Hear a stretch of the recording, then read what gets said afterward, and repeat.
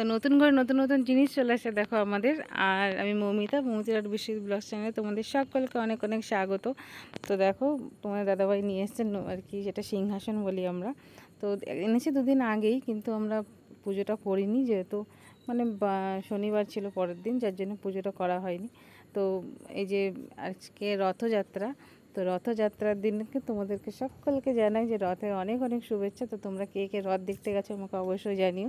তো আজকে একটা ভালো আর কি ভালো দিন, যার জন্য আজকেই আর কি আমরা পুজোটা আর কি, আমি একটু মানে যেহেতু ঘরেরই পুজো, মানে জায়গাটা শুধু একটু চেঞ্জ হলো, যার জন্য একটু ফল আর কি মিষ্টি মিষ্টি দিয়ে, তাই জন্য একটু পুজোটা আমি করে নিলাম ঘরেই। তো সেটাই তোমাদের সাথে শেয়ার করলাম যে ভগবান আমাকে দিয়েছে, যদিও আমি ভাড়াই থাকি তবুও একটু ভালো জায়গা, একটু ভালো ঘর আমাকে দিয়েছে। তো যার জন্যে আমাদেরও মানে কর্তব্য যে ভগবানকে একটু ভালো জায়গায় আমরা রাখি। তো সেই জন্যই আমরা চেষ্টা করেছি যে একটু ভগবানকে ভালো জায়গায় রাখার। তো এটা কিনতে গেছিলাম আমরা কিছুদিন আগে, আর কি প্রায় কী বলে রেডিমেড দোকানে। তো রেডিমেড যেখানে পাওয়া যায়, কিন্তু রেডিমেডগুলো অতটা ভালো ছিল না, মজবুত ছিল না, যার জন্য এটা তোমার দাদা অর্ডার দিয়েই বানিয়েছে, দাদাভাই।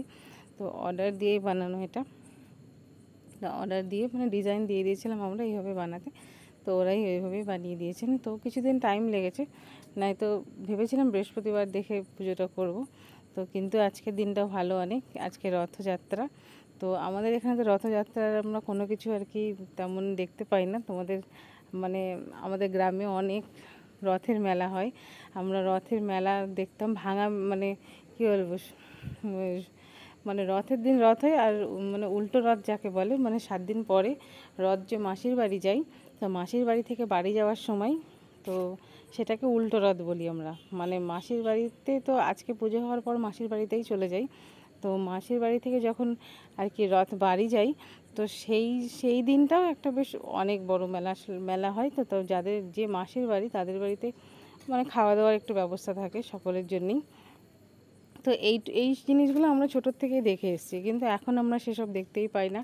এখন কি করে দেখতে পাবো, এখানে রথ মানে নামের কোনো জিনিসই আমরা দেখতে পাই না। রথ কেমন হয় ওই একটু ফটোতেই যা দেখতে পাই, তাছাড়া আমরা এখানে রথ নামের কিচ্ছু খুঁজে পাই না। তো জানি না আমাদের ছেলে কোনো দিন দেখবে কিনা, আমরা সেটাই জানি না। মানে অনেক কিছু যেটা আমাদের সামর্থ্যের মধ্যে সেটা তো আমরা দেখাতে পারি, কিন্তু যে রথ, কিছু কিছু জিনিস আছে যেগুলো তো মানে কি বলবো, আমরা গরিব মানুষ তবুও পয়সা দিয়ে কিছু কিছু জিনিস কিনে দিতে পারি, কিন্তু এমন কিছু কিছু জিনিস আছে, কিছু কিছু মেমোরি আছে যেগুলো আমরা তৈরি করতে পারি না, কেননা সেগুলো তো আর পয়সা দিয়ে কেনা যায় না।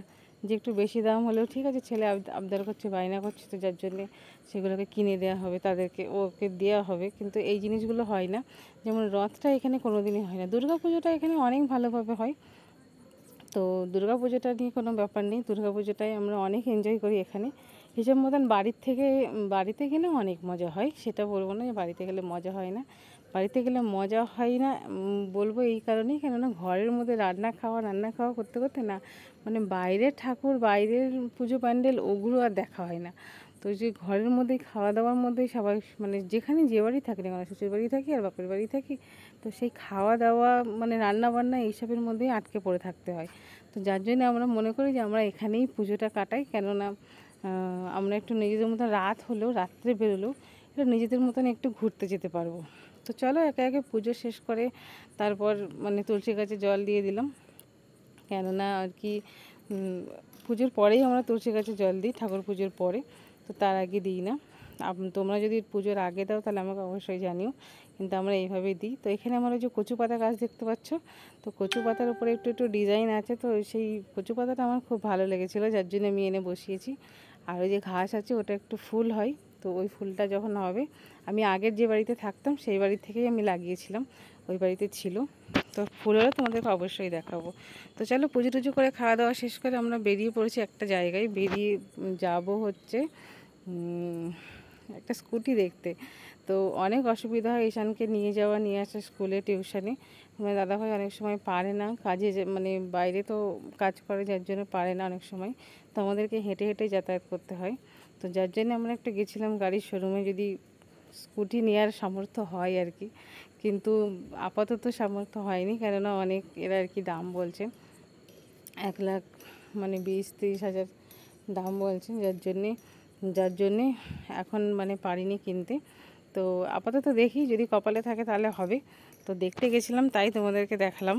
আর এই যে চলে এসেছে, দেখো ড্রয়িং ক্লাসে গেছিলাম স্কুটি দেখার পরে, কিন্তু ড্রয়িং ক্লাস থেকে এদিকে আস্তে আস্তে দেখি এক জায়গায় বলুন ড্রয়িং ক্লাসের পাশেই তো এই যে পুজোটা হচ্ছে।